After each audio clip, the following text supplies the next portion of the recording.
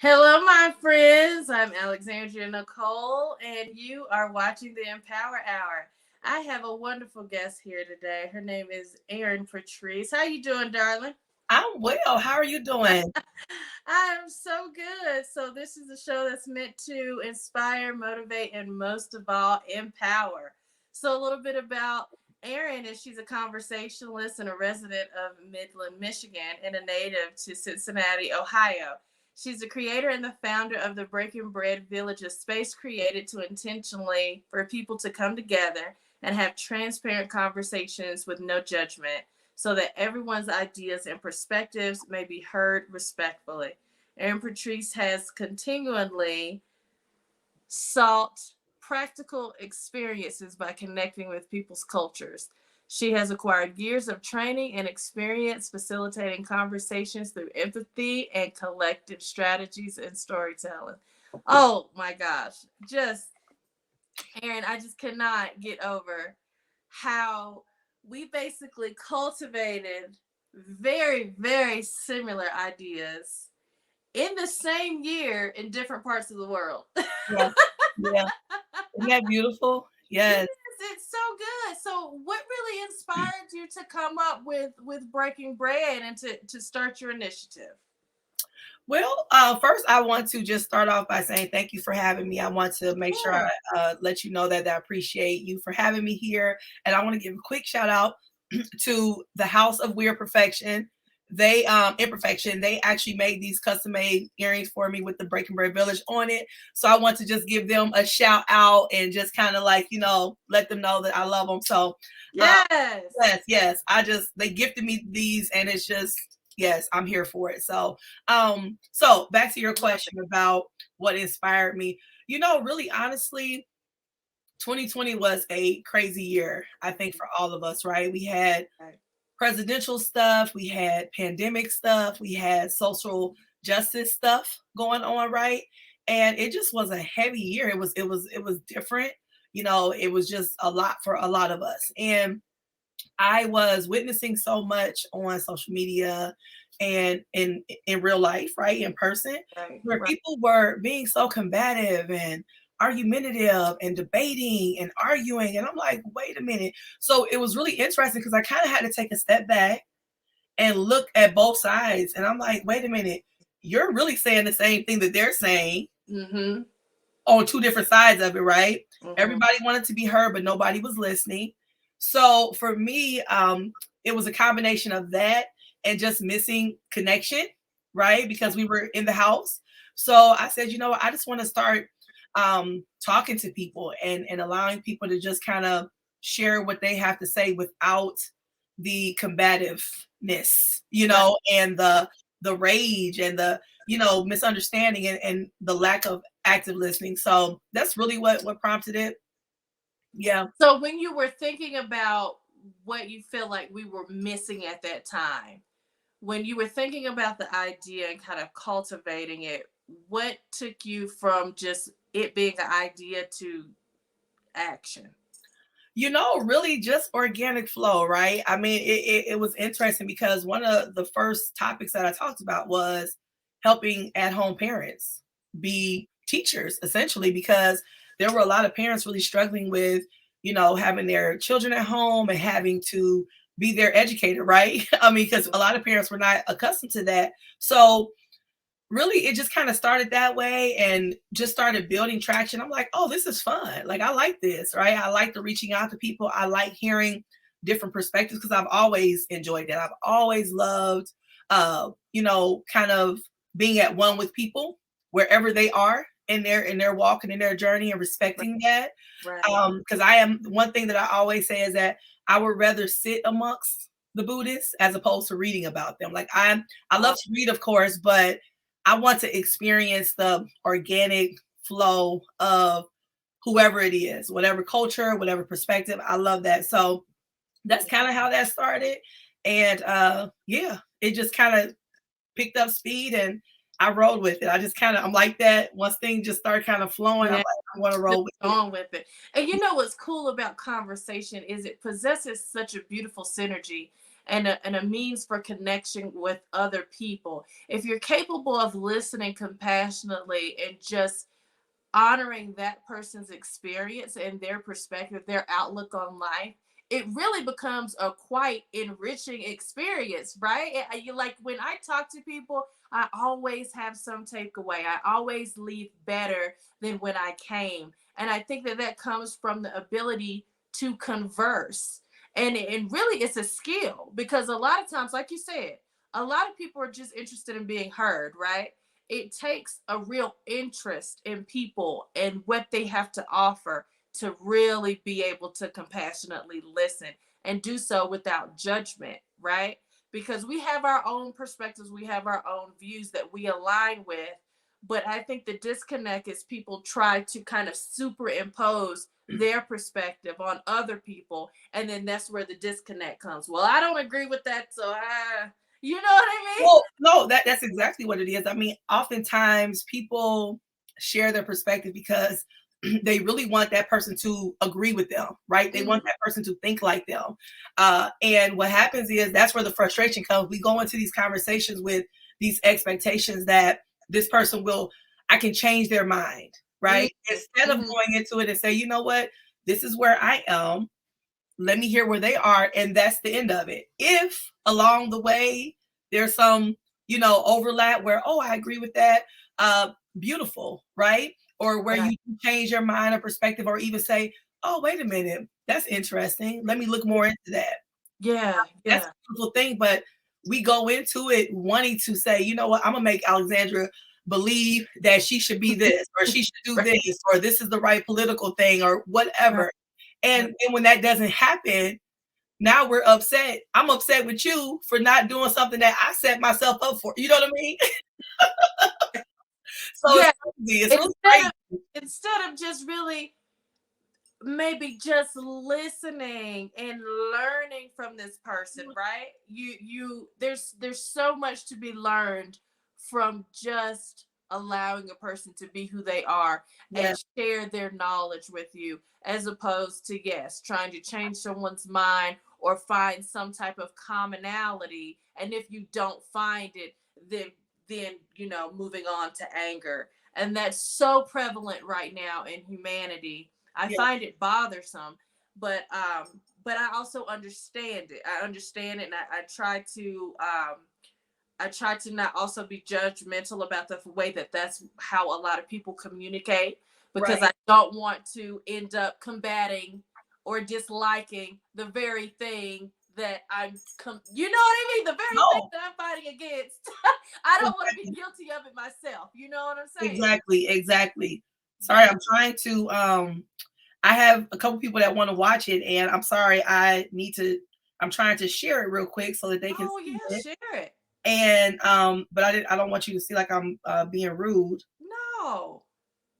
But they keep messaging me, and I'm like, here it is. So I'm sorry about that. No, that's all right. There we go. Okay. I'm so happy that people are interested. So yeah. So what community outreaches have you partnered with the Breaking Bread Village? You know what? A lot. I've made a lot of connections, but one thing that I actually sit on that I'm able to kind of have that kind of relationship with is the cultural awareness committee here. It's the coalition, and basically what they do is they try to bring awareness to all different cultures. So I've been able to partner with them, schools, businesses, whoever I can that wants to engage in this. There's a organization here called Creative 360, and they put on, everything. They have people that are artists, painters, actors, whoever wants to use their space, they allow. So I partner with them in different ways, in different capacities. They allowed me to do my first live show there. So I did that. So yeah, just whoever is wanting to be along, go along on this journey with me and be on this mission with me, I'm open to it. Yes, everyone's welcome. So with the solidarity talks, sure. Initially, when I was navigating that space and trying to figure out how I wanted it to be set up, at first it was I would have like 6 or 7 key speakers. it would be like a rope, separating us from the crowd. And I was like, I don't like this. I don't this. It feels like it's counterproductive to the energy that I'm trying to create of Right. all being on the same level, all sharing. It was like a microphone up front. Everybody was not necessarily down with like walking up front in front of everybody and taking the mic.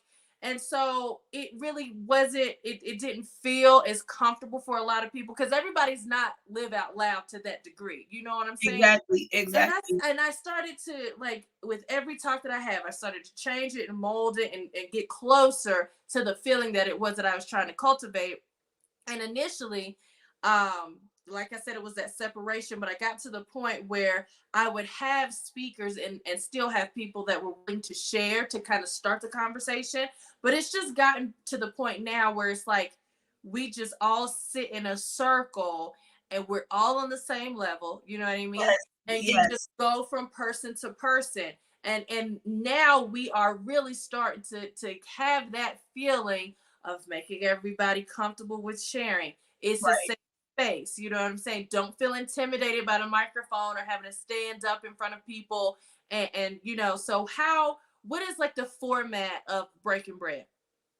So when we do live shows, and that's when we have either a panel or we'll have the panel and a live audience. The format is really essential. Like I don't want to be up somewhere where everybody else is over there. Right.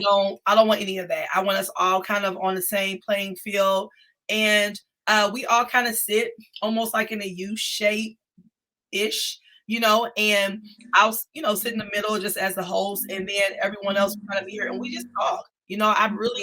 I always make it very clear. I don't want to be, elevated in regards of I'm sitting somewhere and everybody else is somewhere else, because Right. it takes away from the intimacy, right? It takes away from the connection. And then people see the whole thing, and I don't want to get too deep into this, but the whole thing about really getting people to open up and share and getting people to feel safe, as you stated, like in those type of situations, is to take away all that defense, take away all those insecurities of not feeling like you're enough in this space, take all that away, right? And by doing that, people will open up. So I just believe that I want people to know that, for one, you're not going to be judged. I mean, because people have said something that I don't agree with at all, Right. right? Right. And but in that moment, when I'm in that space, it's not for me to try to make you feel how I feel, right? I just want to hear, because part of my thing is the whys and the how. And once we get there, once we understand how a person feels what they feel, then we're able to grow and understand a little bit more why they feel that way, right? And how they got to where they are. Right. Really tapping into their experiences and understanding why they formulated the opinion that they currently have. So Yes. that's good too. Just allowing them to express themselves without, again, trying to change their mind. Yeah. So Yeah. when you are doing the work that you do and you're moving forward with Breaking Bread, what inspires you to keep moving forward? What inspires me? So, wow, so much. But one thing I'll say is one thing that I kind of call the after. So the after is something that I've experienced in every talk that I've done, and really, the setup for a live show, the conversation is always good. Do not get me wrong. Uh, for me, is the after. So once everything is done, once everyone has shared, when I get to see people interact, I mean, I've had people that were on totally different spectrums of thinking, right? I'm talking about left, right, blue lives matter, black lives matter. I mean, total ends, right? Of differences in the way they think and approaches. And afterwards, after we had these conversations, in those moments, when I look around, I realize that those people who felt so, adamantly different about each other, right? They're talking. They want to meet up for coffee. They want to learn more. They were able to kind of take in, like, oh, okay, that makes sense. Even though I still don't agree with you, I understand and I can be empathetic to why you feel that way. And I think that comes from the active listening part. When you're able to actually take away those walls and that defense and that, like that need to prove that I'm right. When you take all that away, Mm, people are actually able to be open and intentional with their words, right? And say, this is mhm. how I feel. This is really what's up. And then they're able to listen, receive, and give. So it's all these beautiful exchanges that take place. Yeah.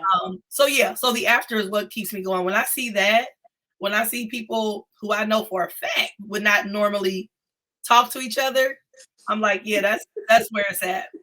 Yeah. Yes, I love the purity. I guess for me it's the during, because I love the purity of the conversation, the fact that Yes. people showed up Yes. Yeah. Of course. knowing and getting outside of their comfort zone and allowing themselves to come and be a part of a conversation that they don't know how it's going to go, right? Oh yeah. They have to trust a little bit within themselves. They have to trust within humanity to come and show up and be vulnerable and to express themselves. And they And have and they have to trust. sometimes, what'd you say? What'd you I'm say? sorry, but they have to trust you. Like that's a big part of it. When people trust the host, when people trust the facilitator, when people trust whoever is bringing them together, they, even if they are uncomfortable, in the back of their mind, they're like, I'm not good at this, and I don't know how this is about to go. But I trust Alexandria. I trust that she's not bringing to set me up for, you know what I mean? Oh So yeah, that's yeah. the big I part. never thought about it in that way, but I appreciate that. Yeah, no, it's the truth. It's the truth. Yeah, I mean, it's the truth. People, I mean, think about it for yourself. If you go somewhere or you're invited somewhere and the person that's invited you, is always shady and kind of sketchy, you won't You go. feel compelled to ask that age old question. Well, who else gonna be there? Yeah. Yes, yes, yes, yes, yes. Trust me, because then I'm like, oh, well, I don't know about that. Yes. Mm, that's good. So doing your talks and doing this fellowship of bringing people together, what sticks out in your mind as being like the greatest moment or like the greatest lesson that you've encountered while you've been operating breaking bread? Empathy, compassion, and do not go in with any expectations. The Mm, only expectations that I go in with is the ones that I set for the people that will be a part of it. And mm, that only thing that I set is we will respect each other. We yeah, will listen to each other. And once they agree to honor that, after that, we're just there, you know? yes, Probably the biggest thing is just not going in with this expectation that this person and this person will walk away singing, kumbaya together or being right, best friends. But the only thing that I look for is being empathetic and compassionate and really trying to model that mm, because I believe that, again, when you create safe spaces, you have to be a safe person. You gotta be yeah, safe. You know what I mean? yeah, And if people don't feel safe with you, then they're never going to share. So, yeah. So have you had a conversation that you had to be like, all right, guys? oh yeah. You know what? It's very rare because most people really do respect The what I process. ask of them. Like they really do. They really like I've just been in awe because people will come back and kind of have a response or a review and say, "Oh my goodness, you did this, you handled this so well." And I'm like, really? I mean, I help facilitate or what have you, but really it's the people that come, the panelists that honor the space. They honor the question that I asked of them is, can you be respectful? This is Yeah, what this is what we're gonna do. And if they can honor that and say yes, that's good. So I mean, yeah, I've had a couple of things where I've had to kind of pivot. yeah, I've never had to really say, okay, because I tried to go there. I yeah. was interject and then pivot and change the conversation some kind of way. I had, out of all the conversations that I've had since 2020, it was this one particular talk centered around critical race theory. Hmm. And it was the only talk that I was welling up with anger. Mm. because and had to check myself Mhm. because it was going against the foundation of the point of the conversation to begin with. Mhm. It was obvious that certain people had shown up with an agenda and with the energy of being defensive and not listening, Yeah. right? Yeah. So we'd gone through the talk, and it gotten to the point where it wasn't feeling as beautiful as it usually does. Yeah. And I go up to the women that were on the defense, and I was like, listen, I'm mad at y'all, but I don't want to be. What is the disconnect here? Right. What Right. why is there such a this kind of energy? The arms folded and the anger. Yeah. I wanted to understand. And like you said, when you have conversations with people where it you perceive it as them objecting to your perspective, a lot of times you feel the exact same way about the same thing. You just articulate it differently. It comes off as defensive, it comes off as aggressive, because that person has the mindset that I could I could potentially be attacked in this environment. So let me go in defensive so that I'm not vulnerable and susceptible to whatever. So it's something going on with that person and the way they communicate. Not necessarily the topic, not necessarily what people are saying, but just the way that they are operating and vibrating at that moment on that particular topic. So once I went to them and set them aside, I was like, I completely agree with you on every level. It's just the hostility on your portraying of what you're saying that I am I need to take a beat with. You know what I mean? Yeah. But I felt good after we had that conversation away from everyone else, away from the group, and away from the heightening energy of the situation, because I don't ever want to leave one of my talks feeling like, well, damn, what just happened? I Mhm. never want that to happen. You know what I Mhm. mean? And so I sought for clarity in that matter, and I'm happy to say that I feel like on my end I received it. But I think that was the only talk that I was like, wow, this is interesting. Yeah. Yeah. Yeah. you No, know? it's not easy. I mean, that's the thing, is that it's not easy. It's not easy having some of these conversations. Right. And again, um, when it on either side, when people come in already defensive and prepared, people are prepared to fight. Like, they prepare to fight. So sometimes they're already fighting within before you even said anything, because they're preparing themselves for what you're about to say. Mm-hmm. So when you're not able to diffuse that and really like say, hey, we're all coming here on the same level. We all want to share. If you're not able to do that sometimes on either side, right? Be able to do that internally. Sometimes there is that tension, because Mm-hmm. I mean, it's just like when somebody says something, they talking, and you are ready, right? You sitting there like, tag me in, like, I'm ready. As soon as they take a breath, I'm getting in there and I'm going to say what I feel, because we're not really listening at that moment. We're just waiting for our turn to debate, right? So Right. Right. Yes. Yes. yeah.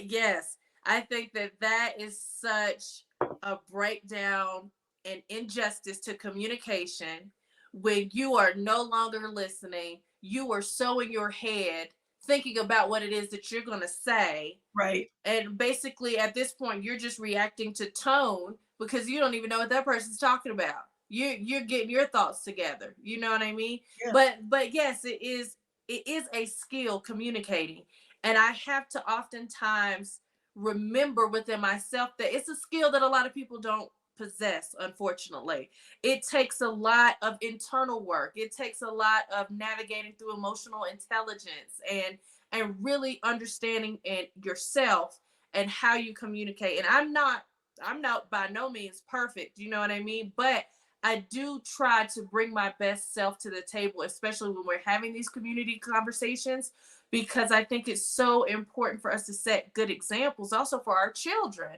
I encourage the parents to bring their children as well, because I don't want there to be any profanity. It needs to be respectful language, and I want our youth to see us as adults talking about things in a respectful way. You know what I mean? Yeah. Yeah. For So sure. with your talks, is it like open to the public, or you have a specific, a specific amount of people that come that you invite to the conversation, and that's how it's structured? So the conversations when they're live, they are open to the public. The panelists are very intentionally chosen. So I do I think a lot about who I have because I intentionally bring people from different parts of Mm-hmm. and different ways of life. Mm-hmm. I intentionally do that because I want to prove the point that we can do this. We can sit down and have engaging and thoughtful and transparent conversation without it turned into a fight. Like it's Right, possible. Yeah. right. So what's the topic for your next talk that's coming up? So the next one, I just titled it "A Walk in My Shoes," and we're going to be talking to the LGBTQ plus community, just about some different things that they want to share, and just to kind of understand. I have one gentleman that is living with HIV, just to kind of talk about that. Some other things we just did a talk too on biracial, uh, interracial marriage. Girl, why wasn't I invited to It was that a, talk? it was a lot. It was a lot. One. I could have zoomed in. I could I have know gave you that's all the input on that. Okay. yes, and then too. So we had 4 different people. We had one gentleman, an adult that biracial, and then we had, like I said, one gentleman who's married, who happens to be married to a Caucasian woman. Then we had another Black woman that happened to be raised by 2 white parents, and then the other one was a white woman who happened to have a Black biracial child. And Oh, I yeah. wanted to bring these different experiences right together to really talk about how in different communities how it can be hard to find your balance in the Mm, world, right? mm, And how mhm. you can't always be, because I titled the show Wholeness, right? And how some people who are in those different walks of life don't feel like they can be their whole self because Mm. either they're not Black enough on this side or they definitely not white, so they have this thing, and just like with the gentleman who was biracial, he talks about how hard it was for him, because Black people didn't quite receive him as Black, but then Mhm. he couldn't put white on his application because they be like, you're not white, you're Yeah. I'd be like, okay, Johnny. right. Exactly. So it was interesting to talk with them and just kind of hear some of the things they've observed or some of the struggles that they have.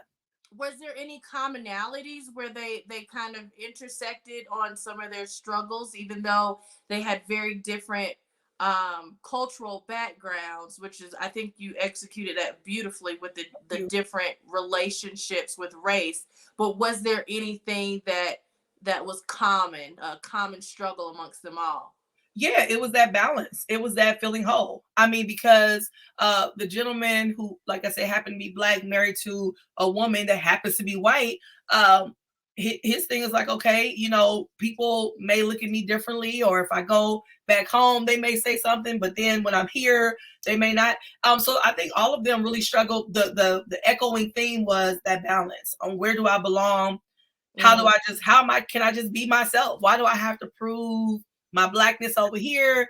And why do I have to try to have you accept me um over here? So it's just I think it was that wholeness and balance that they kind of echoed.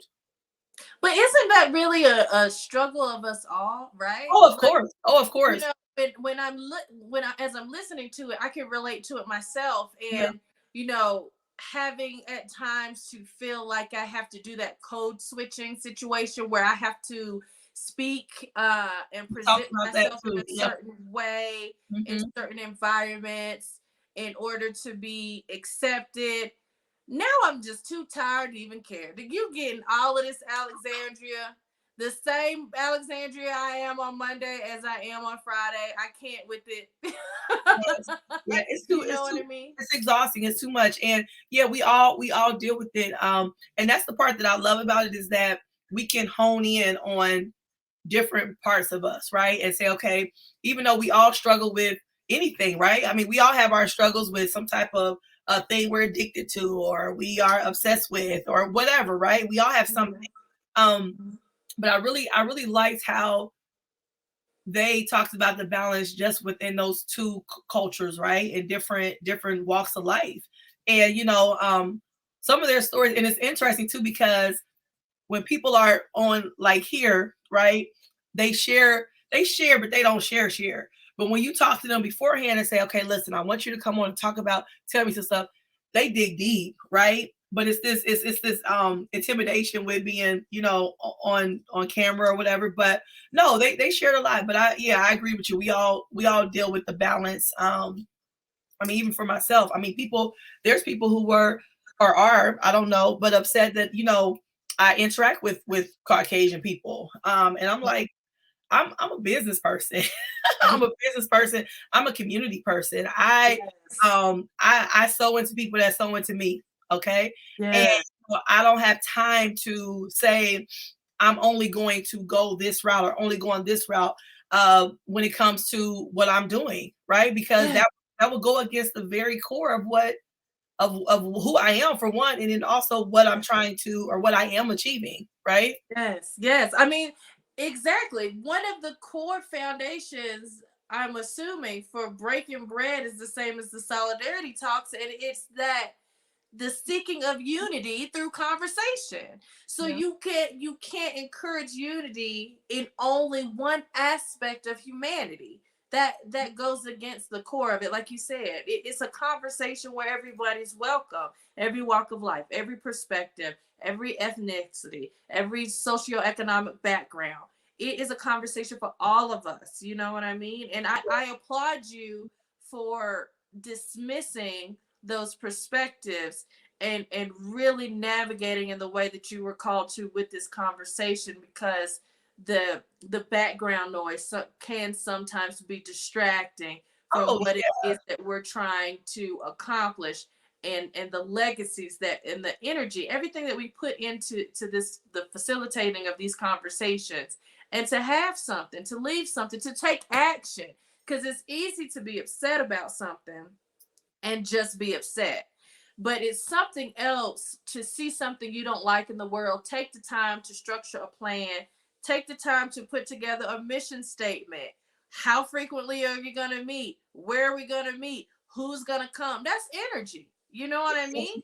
and you know what? And you know what too? Most of those people that have something to say like that, they don't sow into you anyway. They're not sowing into you. They're not asking how can I help. They're not giving financial help. They're not sowing into you with energy or anything. So it's like, why would I allow you to stop anything that I'm doing when you don't even help? Like, and you're not even offering. You know what I'm saying? Like, that's insane to me. So of course it can be distracting. I mean, I'm not going to act like it doesn't get to me at times where I'm like, oh man, because I'm an empathetic person. So I'm like, why would you feel like that when da da da da? But Right. I'm like, I have to sit down and be like, girl, snap out of that. This person has not offered you $1 or offered you their time or said, how can I help you with this? Or, hey, I have this connection. So it's like, I can't even get caught up with a person like that. You know what I'm saying? Yes. That Yes. would be Just insane. just not beneficial to the process.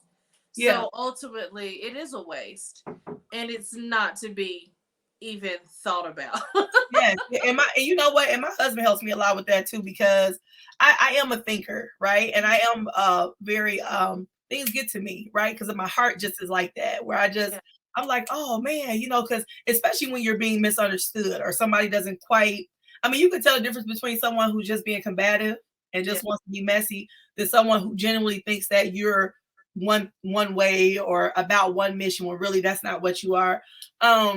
And so my husband kind of helps me bring things in perspective, like, and he'll tell me, like, this person, that person, and I have to say, you're right, they're not helping me at all, so why would I be that bent out of shape over this person? And then I also have to say, Alexandra, is like, people who know me, who really spend time with me, who really have taken time to even look, like you said, on my website and say, oh, this is what she's about, this is literally what she's doing.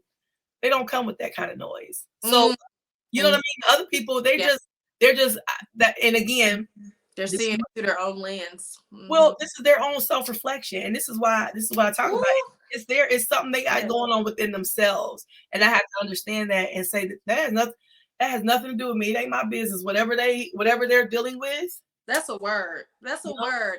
Because when I first started getting into this work and I was still affected by the thoughts of other people, know.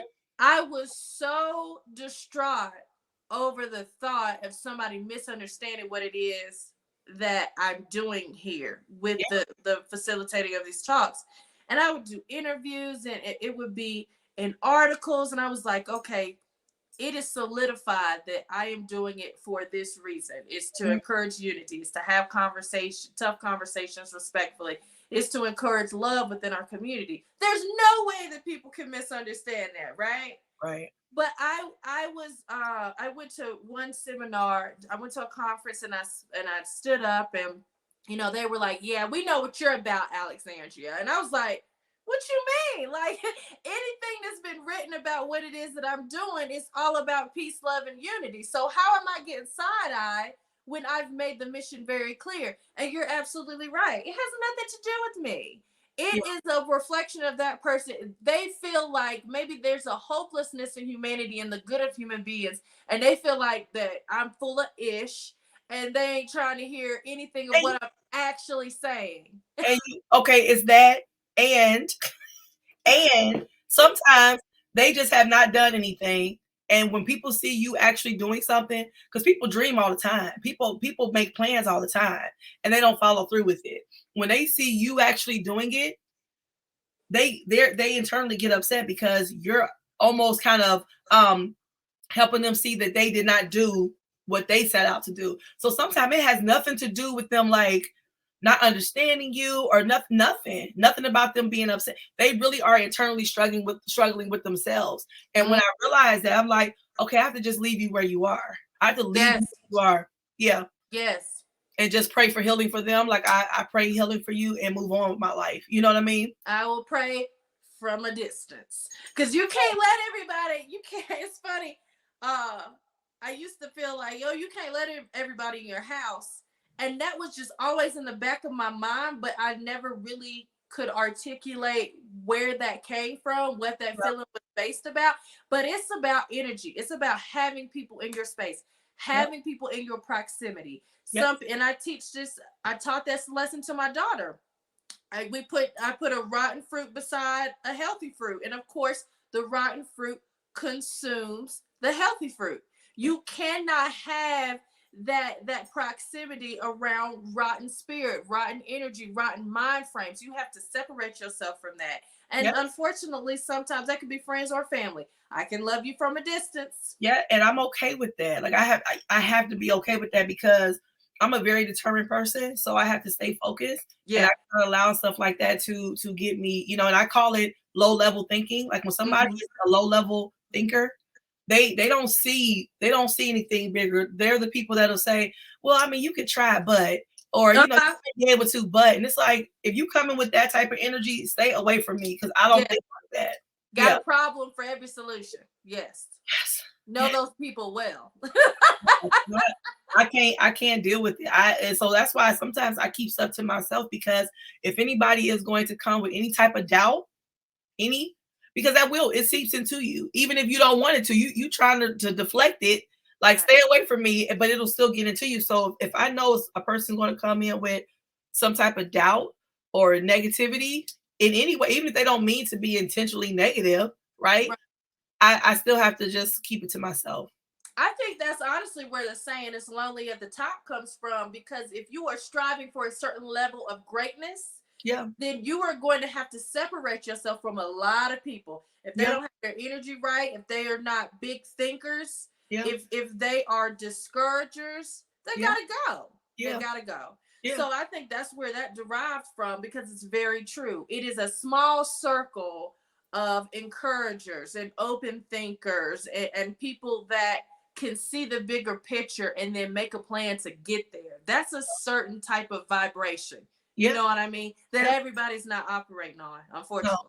No, especially when you're looking for authentic vibration, right? Because some people Yeah. be like, go girl, and secretly hating the whole time. And there are so many people that will give you false positives, right? Give you those false Mhm. positives and really secretly like hate you or secretly really despise you. Again, it goes back to something that they're dealing with internally because you're doing something they're not doing or whatever it could be. So you just have to feel that energy out and, How do you identify that? How do you practice that discernment to identify somebody that is cheering you on in an inauthentic way? Because up front, it looks like Mhm. that person is a supporter. So what has to happen, or what's a red flag that presents itself that allows you to see the true intention? You know what? I really, and this may sound kind of ooh to people, but I'm an energy person, so I can feel that, right? But then also, um, some people you have to watch consistency and you Mm, have to watch tone, right? Because some people be like, oh, oh, I see you got the little this, or it's the way people will say the wording people say, right? mhm. It's like a again, like I said, a false positive where it sounds like it's a good, but it's like a backhanded compliment. And you can hear that. And over time, like I said, people can only be fake for so long, right? So Yeah, yeah. you have to just trust your instinct, trust that gut, and then just watch along the way because people will. And then one thing, like I tell my children, one thing, people will fall off on their own sometimes, right? When you keep growing and whatever that looks like, it could be spiritual growth, emotional, whatever it is, right? That like you talked about that emotional intelligence, as you grow, people that's not on that same level are trying to grow with you, even if it's not the same level of growth, right? Some people still want to grow with you. They may still be here or you may be here and they up here, but we're still kind of growing together, right? Right, right. Those people who don't want to do that, they will eventually get tired of being around you. You know what I mean? People that are negative and nasty and don't really like you, they can't take it for too long. Yes, girl. I'm thinking laundry list of people with over, because what I started to see too in the work that we do, and some of the accolades and the visibility that comes with it, the articles and stuff, that people will align with you for just the opportunistic aspect of what they think it could get for them, right? Mhm. So I have come up against that to where I have thought people were my ride and die, and then they just fall off. And I'm like, oh, okay, praise God for removing them, because I don't need any anchors or people that want to suck up the energy around me or just around Parasites, me. we call them parasites. A pastor girl, Yeah. yes. I And don't you I don't need that. I can't operate with that. And then that starts to take away from me as who I am as a person, my ability as a wife, my ability as a mother. If you're coming around to only be parasitic, like you said. yeah, yeah. And I think too, I had to learn too that it's okay to have different levels to this when it comes to friendships or relationships. Mm-hmm. Everybody doesn't have to be in certain parts of your life, right? Mm-hmm. Everybody can play different places. So it's some people that, it's cool to go out to dinner with them or maybe a show or something like that. But that doesn't mean you necessarily invite them to your home or Mm-hmm. invite them into intimate parts of your life, right? So I've learned that I can have people at different levels within my life to protect myself, of course, and to Right. honor the energy that they give out. So I'm going to honor if I can tell that you really don't want to be in an intimate, real, authentic relationship with me, knowing me, you just want to kind of play your part. It's okay for you to play your part because we can have that kind of contractual agreement, right? Where this is the part you play in my life and I play this part in your life and we both can benefit however that looks, right? I'm okay Yeah. with that.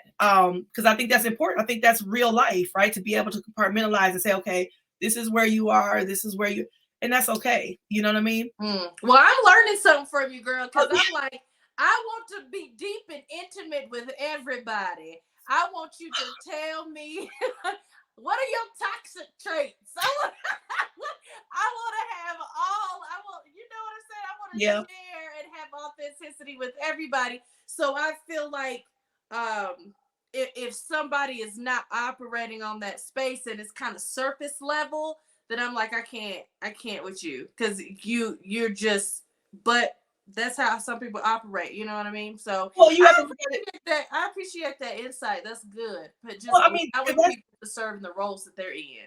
right, because it's real life, right? I mean, if you ever worked in corporate America, or if you ever worked anywhere, I mean, wherever you work, you understand that there's different structures Mhm. within that company, Mhm. and everybody doesn't have access to the CEO, right? Everybody does not have access. I mean, everybody can't go up to the penthouse, and it's gonna stop at 11. Like, this is the highest you get to go, and it's nothing wrong with that, because that's real life, right? So Yeah.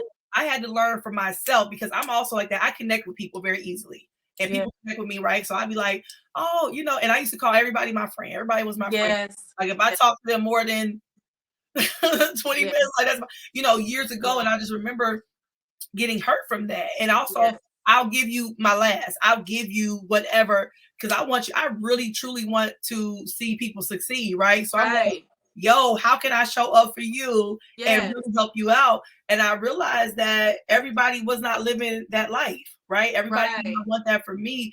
Even within what I'm doing right now, it's different projects I've started, or different things that I want to work on with people. And I realized that they weren't being authentic with me, and they weren't Right. being real, right? And I'm Yeah. like, I don't want that energy, with me. So Yeah. I had to kind of like say, okay, this is the space that this person needs to be in. And I think that's just real life, and just understanding that you have to set some kind of boundaries Yeah. and limits with people. And that's I think that's the difference in identifying friends from acquaintances or People don't like you saying or that though. associates. People don't like you calling them associates. People, because everybody calls me my friend. Everybody, Right? hey friend, and I'm like, Yeah. I've never even had coffee with you. Like, you don't even, you know what I mean? But Yeah. I let people have that. But when you say associate, people kind of get, they're like, Well, why? I think the difference it's an eternal dialogue, right? It's how you spiritually categorize somebody because I'll call everybody my friend, but I've gotten to the point where I'm like, okay, I noticed that you're inconsistent on this realm. I noticed that if I need something, you'll say you'll show up, but then crickets when it actually comes time. So I'm like, okay, Yes, you go in the associate box, so I know I can't cry to you about something when you know what I'm saying. oh So yeah, it's compartmentalizing people and putting people in their actual roles in your life instead of giving yourself to everybody with your whole self. And yeah, then Becky goes and run and tell her friends about it, and now you've got a situation. So you can't allow everyone access to yourself, just like you can't allow everybody access to your home. You have to guard your spirit and your state of being in the same way. I'm yeah, with you. yes, yeah, yeah, Mm-hmm. We talk about all the things. I love yeah, it. I'm yeah. learning from you. Oh, look, that's the beautiful thing. We can glean from each other for sure. So I appreciate that. Absolutely. So tell me about a book that you read that was just such a beautiful lesson and that you would just highly recommend to anyone that needs something powerful in their lives. I have so many books, but this one here, um, The Four Agreements. Oh, okay. Yes, yes. Very, very good book. Very good book. I and I mean, even when you see the top of it, it says a practical guide to personal freedom. Mm. So it really has a lot of really good lessons in it. Yeah. So this is one book that I would definitely uh What kind of lessons does it touch on? Is it like financial or spiritual or you like know, it's more spiritual in my opinion. Mhm. I mean, it talks about the mastery of transformation. It talks about I don't know, it's just so much stuff about, just how to, again, self accountability. Like, it's Mm, about self accountability as opposed to, well, that didn't work out because it's somebody else's fault, or somebody mm, else did this. It's more so, okay, did I receive that wrong? How mm, could I have taken that in differently? Or when am I going to say this person is not good for me? So I need to mm, part ways from them. It really goes back to accountability. And I talk about that all the time. And people sometimes get upset with me because, I mean, I was even in a domestic violence relationship.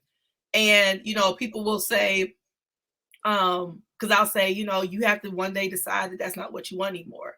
And I've had people say that I'm victim shaming. And so I said, how am I victim shaming when I was one, right? But you still have to one day wake up and say, you know what?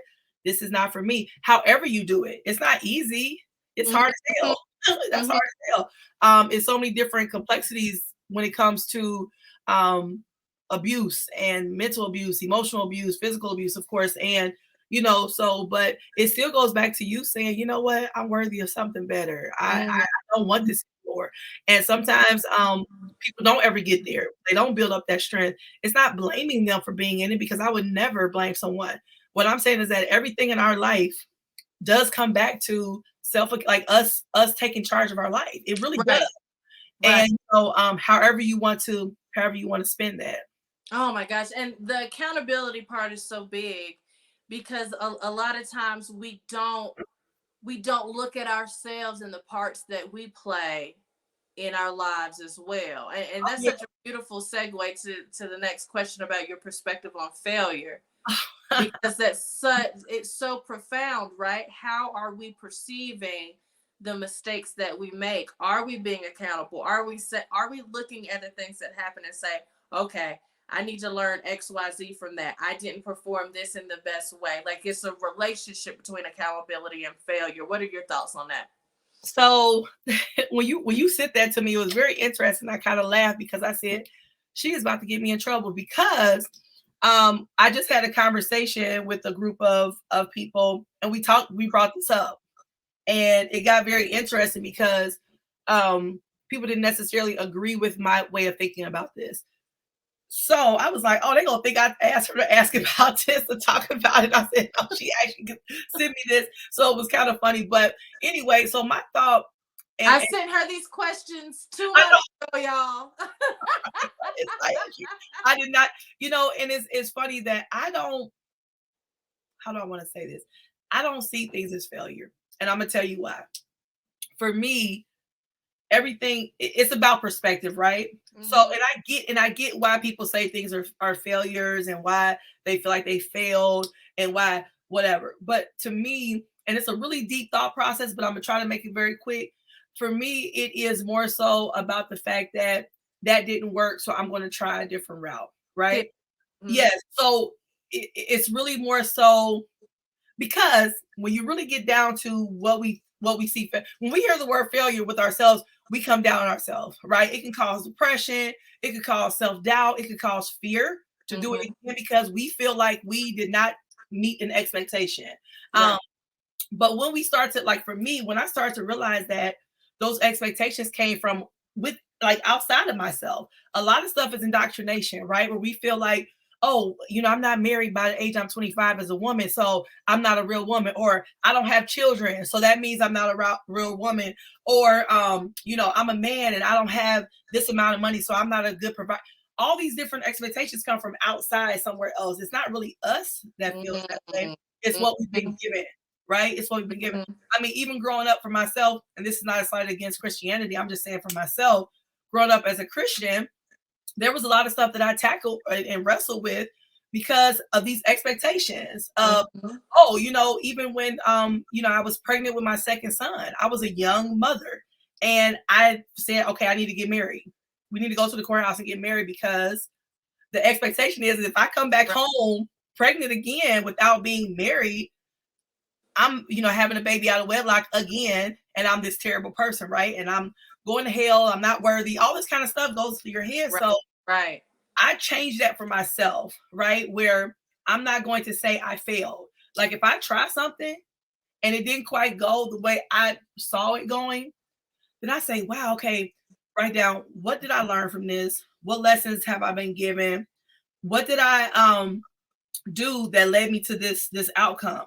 Okay, maybe I need to try this. Let me study up on this and how I get there. And then I'm going to take a different route and get there, because I'm not setting those expectations of me failing, because who set that bar? You know what I mean? Yeah. So I don't use the word failure, and I don't say I failed at anything. It just didn't work out. Yes. It was a learning lesson.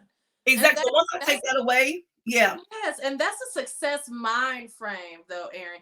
Is we have to evaluate the mistakes that we make and make sure we don't perpetuate that same mistake. If you really take a step back and you look at it and you assess it and you learn from it and you grow, then really it's not a mistake at all. Really, it's not Exactly. a failure at all. So Exactly. the word failure itself is subjective, right? Because everybody who has ever had anything in life has at one point in time fell on their face. Something Right. didn't work out, but they Falling continue. is different than failure to me. Oh, okay.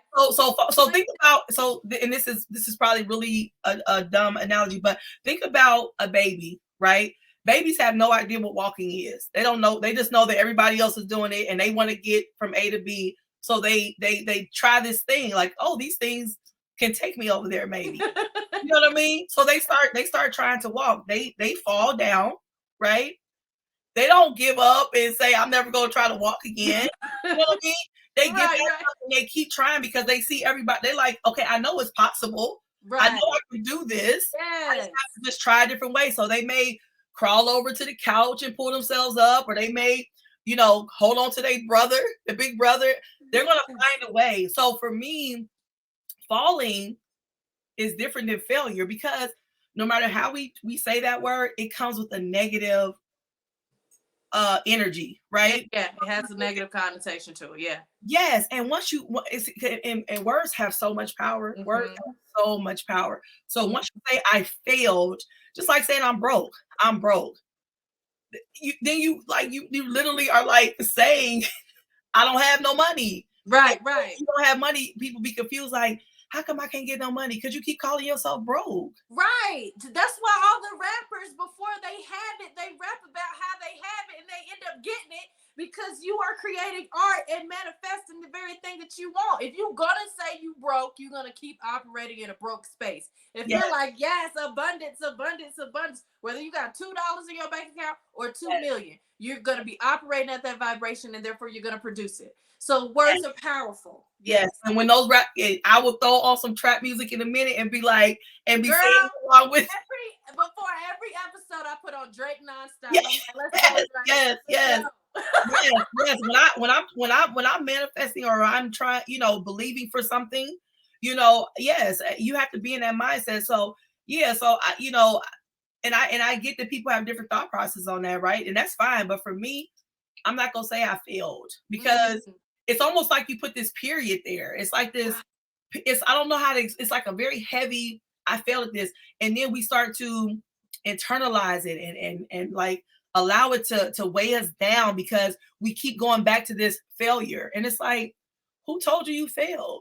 Mm, How did you fail? If you go to college and after 2 years you realize this is not for me, you didn't fail at college. You right. just realized it wasn't for you. And it's okay for us to speak that, right? And say, you know Yeah. what? This didn't work for me. I don't do well in this environment. I want to try something else. That's okay. So I think that once we change our thought processes about and understand the power of words and what they really mean and the impact they have on us internally, we realize, you know what? I'm not going to say that. I, Yes. I even have to correct myself from saying what like how I said earlier, I'm trying, then I said I am. Shut the front door. Now listen. Me and my husband, like 2 weeks ago, Yeah. committed to removing the word try. So anytime I say it, he corrects me. Anytime he says it, I'm like, no, you. I'll get like Yoda on him. Either you do or you do not. Like, there's no try. You Yes. know what I'm I almost saying? almost corrected you earlier, but I was like, she's not gonna know why I'm doing that. But no, Did I seriously. say try? Yes, yes. This how loud we are, girl. If you would have said no, don't say try, I would have been like, Yes, I tried. I'm like, no, you are not trying. Someone just said it the other day. Our business we're trying to do, but they're actually doing it. What it is that, and this goes back to this failure or meeting these expectations. They're not quite where they want to be yet. So in our mind, we say we're trying this when really right, right. you're doing it. It's just not Yes, quite there yet, and that's yes, okay. Like taking those first steps is so much. Better than not doing anything. So when people, that's what I'm saying. People with all that noise that don't even do anything, you cannot talk to me about saying what I'm not doing or what I should be doing because it's like you're not doing anything. So why would I, you know what I'm saying? Why would I listen to you? You know what I mean? Yes. So, and people can call it arrogant or whatever they want to. I don't care. It's just truth. So for Yeah. me, it's just truth. Like you Oh, cannot give a lesson on something that you're not even attempting to try. Right? They're not even oh my trying. You not trying. You are doing it. So I'd be like, honey, have a seat, goodness. please have a seat while I sip my tea. Oh my gosh. So, girl, our last question of the night is, what is your favorite candy? Oh my! When I saw that question, I cracked up because I love Sour Patch Kids. That is my Really? That's your go-to? yeah. Well, you know what? So I like candy. You know, I don't eat it as much because it's just, you know, as you change your diet, Yeah. your you know taste buds change. But so chocolate, of course, I like at times. But yes, if I was just picking out a candy, Sour Patch Kids would be. That's me. A little. You know, got a little bite to it. A Little little sweet and colorful. And and colorful. colorful. Yes, Yes. yes, yeah, Well, yeah. tell my friends where and how they can get in contact with you if they want to set up the Breaking Bread Village conversation or want you to come visit them. How do they reach you? Yeah, so my website is tbbv.org, so the Breaking Bread Village .org. And you can also find us on Facebook and Instagram. So yeah, Yes. yeah, Well, thank you so much. This has been delightful. yeah, I love it. Thank you. So I love organic conversations and just kind of kicking back. So I appreciate you for having me on.